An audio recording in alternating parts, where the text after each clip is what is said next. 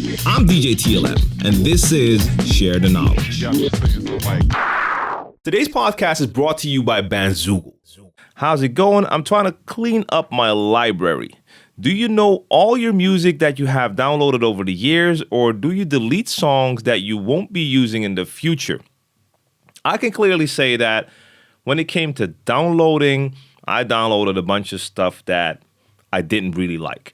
Now, if I downloaded something like an album from an artist that I didn't know, or just a new release from an artist, and I listened to the album and I just didn't like it, most likely I would just delete it. Now, it would have to be like extremely bad. If it's like okay, I'll probably hang on to it to give it a listen later on.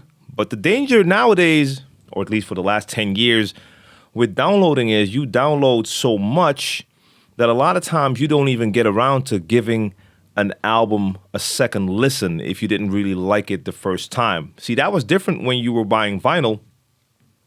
I would go to the store. You walk into the store, you check out the new releases, you ask people behind the counter, can I listen to that one? Can I listen to the new whatever, DMX? Can I get some of the new releases that you just got in? They would hand you a stack of records.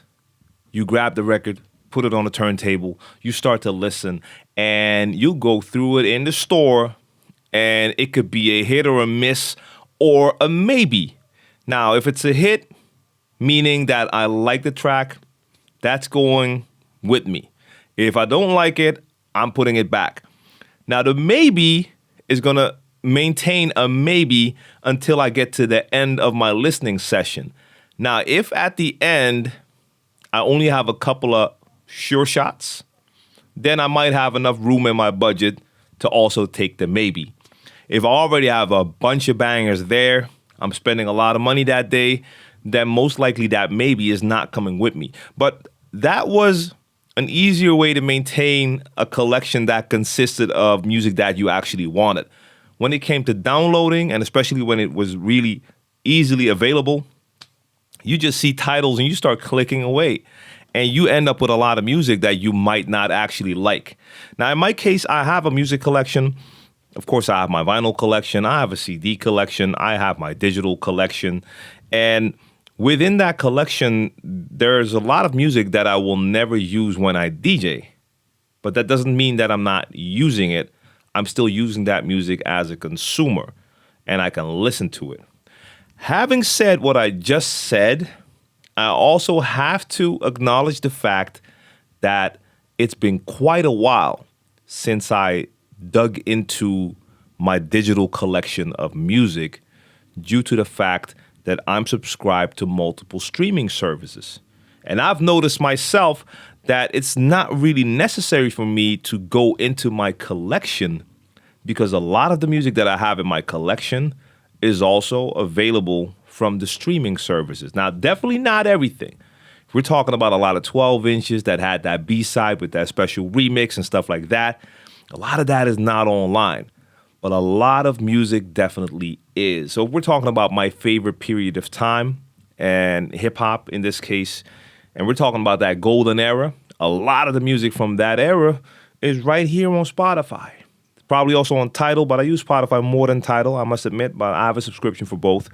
And I have a giant playlist on Spotify. You can actually check that out. Consists of a lot of music from my favorite era of hip hop. So I don't have to go into my collection.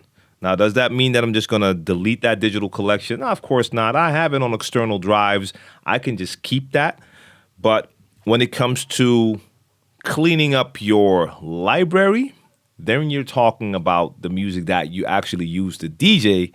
I'm trying to get rid of a lot of stuff that I initially added to it, but I know just from experience, because I've had some tracks in there for 10 or 15 years and I never used them, that I might as well take them out of that collection. So out of the library, my DJ library. I can still keep it in my digital collection on a hard drive at home.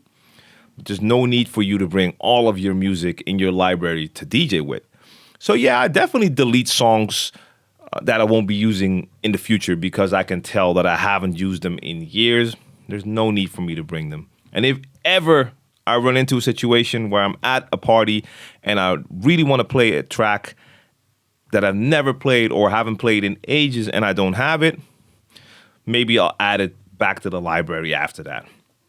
Bandzoogle makes it easy to build a stunning website for your music in minutes. You can choose from hundreds of mobile-friendly themes and then customize your design and content in a few clicks with Bandzoogle's easy visual editor. Now, all the features you need for a professional website are already built in, including tools to sell your music and merch commission-free, mailing list tools to grow your fan list and send newsletters, and integration to pull in content from all your online services, including Twitter, Instagram, and SoundCloud. I use Bandzoogle to create the Share the Knowledge podcast website, and that was very easy. Bandzoogle plans start at just $8.29 a month and include your own free custom domain name. Now, if you want to try it out for free for 30 days, click on the link in the description box down below and be sure to use the promo code SHARE to get 15% off the first year of your subscription.